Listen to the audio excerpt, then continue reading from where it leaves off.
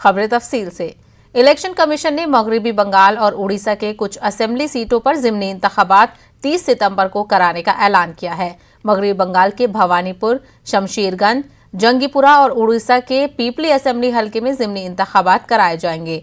13 सितंबर तक कागजात नामजदगी दाखिल कर सकेंगे, जबकि नतायज का ऐलान 30 अक्टूबर को होगा। भवानीपुर असेंबली के ज़िमनी इंतखाबात पर सबकी निगाहें होंगी, क्योंकि यहां से मगरबी बंगाल की वज़ीर आला ममता बनर्जी मुकाबला करेंगी। तो आपको बता दें, इलेक्शन कमीशन ने मगरबी बंगाल और उड़ीसा के कुछ असेंबली सीटों पर ज़िमनी इंतखाबात 30 सितंबर को कराने का ऐलान किया है। मगरबी बंगाल के भवानीपुर, शमशेरगंज, जंगीपुरा और उड़ीसा के पीपली असेंबली हलके में ज़िमनी इंतखाबात कराए जाएंगे, जहां पर सीटें खाली हुई थी। 13 सितंबर तक कागजात नामजदगी दाखिल करने की डेट बताई गई है। तो वहीं नतायज का ऐलान जो है वो 3 अक्टूबर को किया जाएगा। भवानीपुर असेंबली के ज़िमनी इंतखाबात पर सबकी निगाहें होंगी। मजीद बातचीत करेंगे हमारे नुमाइंदे अशरफ काजमी से। अशरफ काजमी, इलेक्शन कमीशन ने मगरबी बंगाल और उड़ीसा की ज़िमनी इंतखाबात के लिए ऐलान कर दिया है।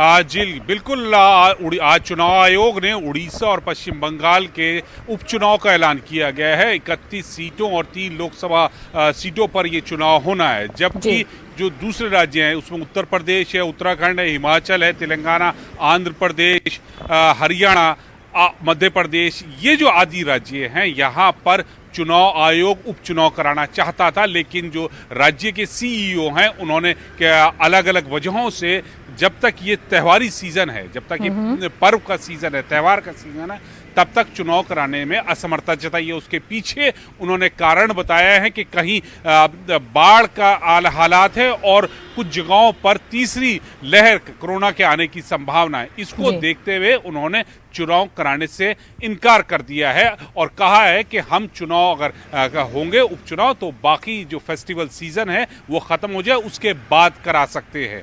जी वहीं मगरबी बंगाल में भवानीपुर की जो सीट है उस पर खास नजर रहने वाली है, क्योंकि ममता बनर्जी खुद वहां से चुनाव में हिस्सा लेंगी। बिल्कुल। ममता बनर्जी नंदीग्राम चुनाव हार गई थी। विधानसभा जब चुनाव हुए थे उसके बाद उन्होंने ऐलान किया था कि भवानीपुर से चुनाव लड़ेंगी।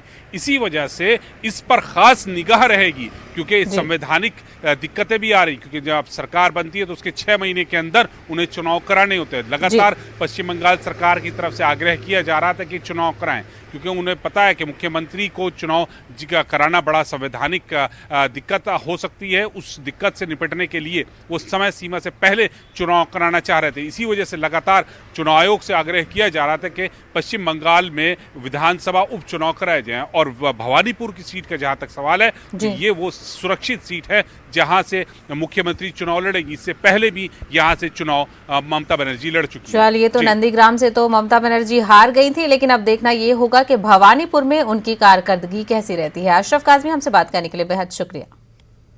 आगे बढ़ेंगे। 9/11 से मुतालिक खुफिया दस्तावेजात मंजर-ए-आम पर लाने की अमरीकी सदर जो बाइडन ने इजाजत दे दी है। आइंदा 6 माह के दौरान खुफिया दस्तावेजात आम किए जाएंगे। 9/11 हमले के महलूकीन के अहले खाना ने खुफिया दस्तावेजात का मंजर-ए-आम पर लाने का मुतालबा किया था।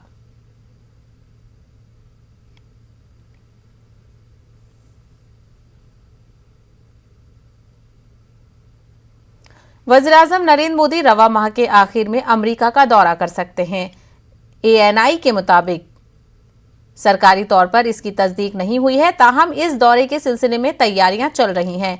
23 या 24 सितंबर को ये दौरा मुतवक्के है। हालांकि अभी दौरे का शेड्यूल तय नहीं किया गया है। मोदी ने 2019 में ट्रंप के दौर में अमेरिका का दौरा किया था। मुल्क में कोरोना के केसेस में कल के मुकाबले में आज कमी वाक़ई हुई है। कोरोना के 42,000 से ज्यादा नए मामलों की तस्दीक हुई है। वजारत सेहत की जानिब से जारी करदा एदाद-ओ-शुमार के मुताबिक एक दिन में 330 लोगों की कोरोना से मौत हुई है, जबकि इसी अरसे में 36,385 मरीज सेहतयाब हुए हैं।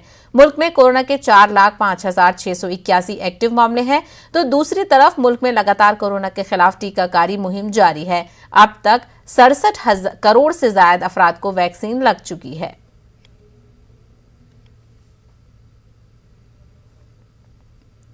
कोविड-19 की वजह से यतीम हुए बच्चों की मदद के लिए एनसीपीसीआर ने स्कीम तैयार की है। इस ताल्लुक से न्यूज 18 से बात करते हुए एनसीपीसीआर के चेयरपर्सन प्रियांक कनूनगो ने बताया है कि सुप्रीम कोर्ट के हुक्म के मुताबिक 1 अप्रैल 2020 से यतीम हुए बच्चे चाइल्ड केयर प्रोटेक्शन के दायरे में आते हैं और इस सिलसिले में शिवराज पोर्टल के जरिए जानकारी हासिल की जा रही है। प्रियांक जी, जिस तरीके से कोविड के चलते बहुत सारे बच्चे ऐसे हैं जिन्होंने अपने परिवार के दोनों लोगों को खो दिया या फिर ऐसे मेंबर को जो अर्निंग पर्सन था, तो उन लोगों की मदद आप लोग किस तरीके से कर रहे हैं? देखिए, ऑनरेबल सुप्रीम कोर्ट के आदेश हैं और उसके अनुसार 1 अप्रैल 2020 से अभी तक जो भी बच्चे कोविड या कोविड के अलावा किसी दूसरे कारण से अपने माता पिता को या माता पिता में से किसी एक को जिसके कारण खोने के कारण वो child in need of care and protection की कैटेगरी में आ गए हैं, तकलीफ़ में आ गए हैं, उनको जानकारियां उनकी इकट्ठी करने का काम आयोग के बाल स्वराज पोर्टल पे हो रहा है। ये जानकारी 6 अलग अलग स्टेजेस में हमारे पास आ रही हैं, जिसकी हम सतत निगरानी कर रहे हैं, उसकी मॉनिटरिंग कर रहे हैं।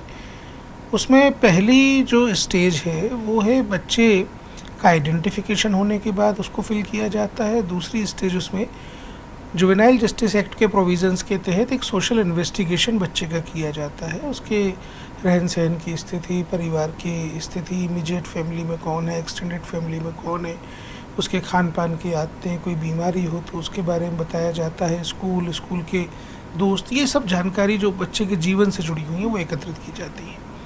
इसकी अगली स्टेज होती है इंडिविजुअल केयर प्लान बनाना। ये भी जुवेनाइल जस्टिस एक्ट का ही एक प्रोविज़न है, जिसमें सोशल इन्वेस्टिगेशन रिपोर्ट के आधार पर चाइल्ड वेलफेयर कमेटी ये तय करती है कि बच्चे की आगे केयर एंड प्रोटेक्शन किस तरीके से हो।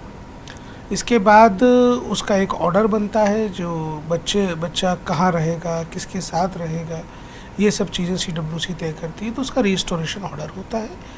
और इसके साथ ही बच्चे की जो उसकी फैमिली में जो लोग हैं, चाहे वो सिंगल पेरेंट हुआ हो या वो ऑर्फन हुआ हो सकता है इमीडिएट फैमिली में किसी के साथ हो, तो उन लोगों को सरकार की विभिन्न किन स्कीम्स के तहत मदद की जा सकती है। ऐसी 34 स्कीम्स और एंटाइटलमेंट्स जो भारत सरकार के वो हमने आइडेंटिफाई की है। तो आपने देखा कि किस तरीके से एनसीपीसीआर अनाथ हुए बच्चों की मदद करने के लिए काम कर रहा है, चाहे उनके जो पेरेंट्स हैं कोविड की वजह से ना रहे हो या कोई अन्य और भी वजह हो, उसके लिए एनसीपीसीआर लगातार प्रयासरत है और उस प्रक्रिया के दौरान उन बच्चों की मदद करने का काम एनसीपीसीआर के जरिए यहाँ पर किया जा रहा है। कैमरा पर्सन गौरव गिरी के साथ रचना, न्यूज़ 18 दिल्ली। बंगलुरु में कोरोना वॉरियर्स यानी कोरोना के बहादुरों ने मिलकर एक अहम कदम उठाया है। उलमाए कराम की सरपरस्ती में चंद नौजवानों ने मिलकर एक अस्पताल कायम किया है। बंगलुरु के जय महल में शुरू किया गया यह अस्पताल डॉक्टर मनीष, डॉक्टर दानिश की निगरानी में काम करेगा। अस्पताल के डायरेक्टर जावेद अहमद ने कहा है कि अस्पताल का मकसद मुनाफा कमाना नहीं बल्कि इंसानियत की खिदमत अंजाम देना है। मारूफ आलिम दीन मौलाना मुस्तफ़ा रिफाई जुलानी ने इस अस्पताल का इफ्तिताह किया। अस्पताल के मुंतजमीन ने कहा कि कोरोना की पहली और दूसरी लहर में पेश आई परेशानियों को देखते हुए इस अस्पताल को कायम किया गया है। दरअसल मकसद सर्विस, लोगों को एक खिदमत पहुंचाना कि जो है हर जगह पर जो है अभी देख रहे हैं हॉस्पिटल नहीं रहता है। कभी अभी पिछले कोविड के जो है सीज़न में आप देख चुके, किसी को सिलेंडर नहीं मिला, किसी को ऑक्सीजन नहीं मिला, किसी को वेंटिलेटर नहीं मिला। हम लोग छोटी सी चीज़ बेस करके उसको एरिया वाइज या तो फिर आप कह सकते हैं गांव जो ऐसी चीज़ करके जो है हम लोग जो है खिदमत देना चाहते हैं लोगों को, जो ऐसी आगे ऐसी नौबत ना आए कि ऑक्सीजन की कमी रहे। यहाँ पर क्लिनिक होगी, अतराफ में जो है आप देख सकते हैं हम लोग मिनी ऑक्सीजन सिलेंडर लगा चुके हैं। ऐसे मिनी ऑक्सीजन सिलेंडर, बड़े बड़े ऑक्सीजन सिलेंडर सिलेंडर, ये पूरा इक्विपमेंट हम लोग वेल इक्विप्ड रहेगा। इंशाल्लाह हम इसको NABH एक्रेडिटेशन के लिए भी ट्राई कर रहे हैं। मैंने खुद देखा वहाँ पे कई पेशेंट लोग जो है लाते थे ज़बरदस्ती, बेड्स ना होने और ICU ना होने की वजह से सामने जो है दम तोड़ देते थे। वो सब जो है हालात देखने के बाद जो है मैं मतलब सोचा, इरादा किया कि थोड़े से जो भी मेरे पास है तो मैं उससे थोड़ा सा इनिशिएट करता हूँ, आगे अल्लाह जो है राहें दिखाने वाला है। हम लोग ये करंटली 6 महीने से जो होम हेल्थ सर्विसेज प्रोवाइड कर रहे थे, तो मौला ने एक सलाह दी कि जो आप जो है होम हेल्थ सर्विसेज प्रोवाइड कर रहे हैं, ऐसी चीज़ जो है पेशेंट आपके पास आना चाहिए या तो आप पेशेंट के पास जाना चाहिए, यानी कि जो हेल्थ पेशेंट के पास जाना चाहिए। बीमारी तो आती रहती है जाती रहती है, लेकिन जो है हम लोग को पेशेंट का ख्याल रखना इम्पोर्टेंट। उस तरीके से हम लोग जो मुस्तफ़ा रिफाई साहब से जो है, मौलाना मुस्तफ़ा रिफाई साहब से जो है हम लोग रिबन कट के जो है दुआ करवाया। भोपाल के आलमी इज्तिमा की तारीख का ऐलान कर दिया गया है। 4 रोज़ा आलमी इज्तिमा का इनेकाद इमसाल कोरोना गाइडलाइंस में 26 नवंबर से शुरू होकर 29 नवंबर को इज्तिमाई दुआ के साथ इख्तिताम पजीर होगा। इज्तिमाई कमेटी ने 4 रोज़ा आलमी इज्तिमा को लेकर भोपाल इंतजामिया को खबर कर दी है। वाज़ेह रहे कि गुज़िश्ता कोरोना की वबा के सबब आलमी तबलीगी इज्तिमा का इनेकाद नहीं हो सका था। इमसाल इज्तिमा कमेटी ने आलमी तबलीगी इज्तिमा का इनेकाद कोविड ज़ाब्तों के तहत करने का फैसला किया है। आलमी तबलीगी इज्तिमा का इनेकाद पहले भोपाल में एशिया की बड़ी मस्जिद ताजुल मसाजिद में किया जाता था, लेकिन जब आलमी तबलीगी इज्तिमा शिरकत करने वाले जमातों की तादाद लाखों में पहुंची और ताजुल मसाजिद ने अपनी तंग दामनी की शिकायत की, तो आलमी इज्तिमा को ताजुल मसाजिद से भोपाल के ईट खेड़ी में मुंतकिल किया गया। इमसाल भी आलमी तबलीगी इज्तिमा का इनेकाद ईट खेड़ी में ही करने का फैसला किया गया है। मजीद बातचीत करेंगे हमारे नुमाइंदे मेहताब आलम, जो इस वक्त हमारे साथ राज जुड़ रहे हैं। मेहताब आलम, आलमी इज्तिमा का ऐलान तो कर दिया गया है, लेकिन इसके लिए क्या तैयारियां कड़ी करनी होंगी, क्योंकि कोरोना के दौर में बहुत ज्यादा परेशानियों का सामना हो सकता है? यकीनी तौर पर बड़ी परेशानियों का सामना, बड़ा चैलेंज है, क्योंकि गुज़िश्ता साल आलमी इज्तिमा की तारीख का ऐलान करने के बाद इनेकाद इसलिए नहीं हो सका था क्योंकि कोविड की बीमारियां थी। और इस साल भी जो है मध्य प्रदेश की अगर बात करें तो मध्य प्रदेश में अगर 24 घंटे की रिपोर्ट की बात करें तो कुल मरीज जो बढ़कर आए हैं, कुल 8 नए मरीज आए हैं। और टोटल मध्य प्रदेश में अगर एक्टिव मरीजों की बात करें तो उनकी तादाद जो है 97 है।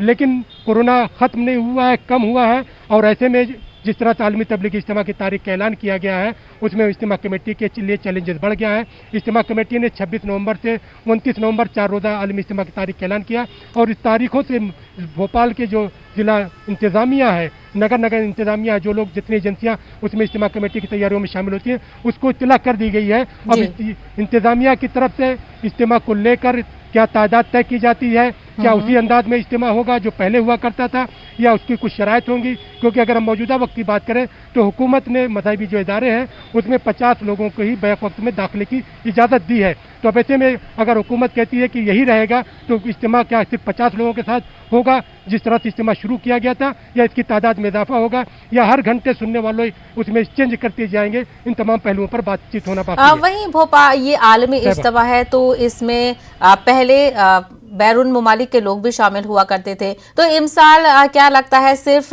मुल्क के लोगों को ही इजाजत दी जाएगी?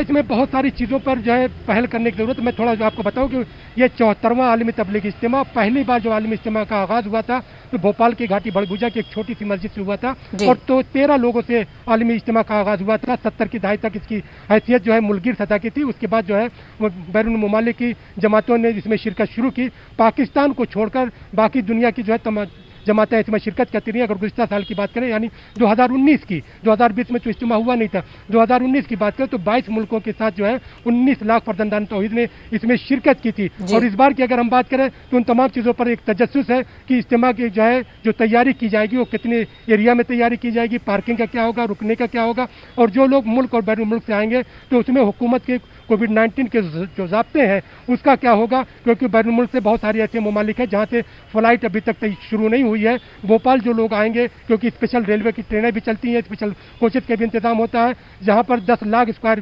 फीट में जो है इज्तिमा के लिए पंडाल लगाया जाता है, जहाँ पर उलमा दीन तकारीर करते हैं। और उसके बाद अगर बात करें तो 122 एकड़ ज़मीन में जहाँ पर पार्किंग होती है, खाने के जो है 45 जोन बनते हैं, उन तमाम चीज़ों पर जो है बात होना बाकी है।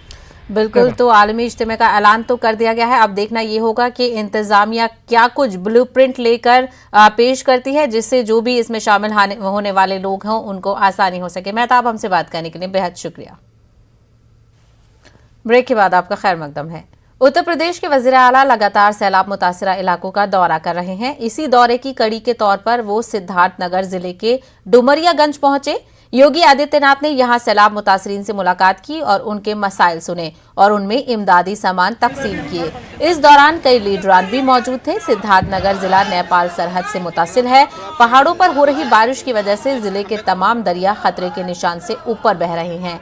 सैलाब की वजह से हलाक होने वालों या सांप काटने से मौत होने पर अहले खाना को फौरी 4 लाख की मदद की जाएगी। जिन लोगों के घर सैलाब की नजर हो गए हैं उन्हें फौरी तौर पर वज़ीर आला आवास योजना का फायदा दिया जाएगा। कि पीड़ित परिवारों के को समय से बचाव और राहत कार्य के लिए हम लोग व्यवस्था करें। एनडीआरएफ, बेसिक फ्लड यूनिट और एसडीआरएफ की यूनिट हर जनपद में, प्रभावित जनपदों में पहले से तैनात की गई हैं। जहां घरों के अंदर पानी आ गया है उन सभी पीड़ित परिवारों को सुरक्षित स्थलन किसी शरणालय में लेकर के उन्हें वहां पर हर प्रकार की सुविधा उपलब्ध करवाई जाए। जिन पीड़ित परिवारों के मकान क्षतिग्रस्त हो गए हैं उन्हें अनुमन्य धनराशि तत्काल उपलब्ध करवाएं। जिनके मकान बाढ़ की चपेट में आ चुके हैं यानी नदी की धारा में विलीन हो गए हैं उन्हें भूमि का पट्टा आवंटित करने के साथ ही वहां पर उन्हें मुख्यमंत्री आवास योजना के अंतर्गत एक आवास उपलब्ध करवाने की व्यवस्था भी उनके लिए कर दिया जाए। तो इस वक्त की बड़ी खबर, कोविड के बाद खुल गए उत्तर प्रदेश के मदरसे। कोरोना की गाइडलाइंस फॉलो करते हुए मदारिस इस्लामिया में तालीम शुरू हुई है। एहतियाती तदाबीर के साथ शुरू की गई हैं क्लासेस। तमाम मदारिस के लोगों से अपील, बच्चों को सैनिटाइजर और मास्क लगाकर ही क्लास में बिठाया जाए। क्लास में भी सोशल डिस्टेंसिंग का ख्याल रखा जाए। तो लगातार कोरोना के चलते मदारिस और स्कूल बंद थे, तो कोविड के बाद उत्तर प्रदेश के मदरसे खुल गए हैं जहां पर तालीम शुरू हो गई है। हालांकि कोरोना की वजह से गाइडलाइन फॉलो करते हुए मदरसों में तालीम शुरू की जाएगी। एहतियाती तदाबीर के साथ ही क्लासेस की जाएंगी। तमाम मदारिस के लोगों से अपील की गई है कि बच्चों को सैनिटाइजर और मास्क लगाकर ही क्लासेस में बैठने की इजाजत दी जाए। साथ ही सोशल डिस्टेंसिंग का ख्याल भी रखा जाए।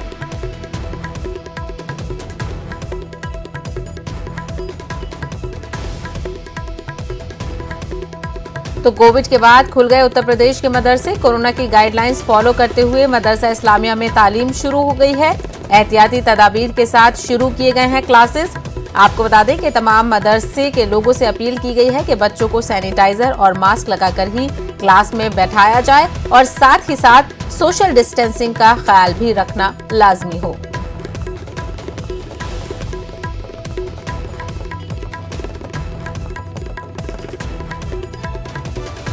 तो आप तस्वीरों में देख सकते हैं कि बच्चे सोशल डिस्टेंसिंग पर अमल करते हुए साथ ही साथ सैनिटाइजर का इस्तेमाल करते हुए मदरसों में दाखिल हो रहे हैं। साफ तौर पर सोशल डिस्टेंसिंग पर अमल करते हुए आप देख सकते हैं मदरसे में तालीम शुरू हो गई है। तमाम कोरोना गाइडलाइंस पर अमल करते हुए तालीम की शुरुआत की गई।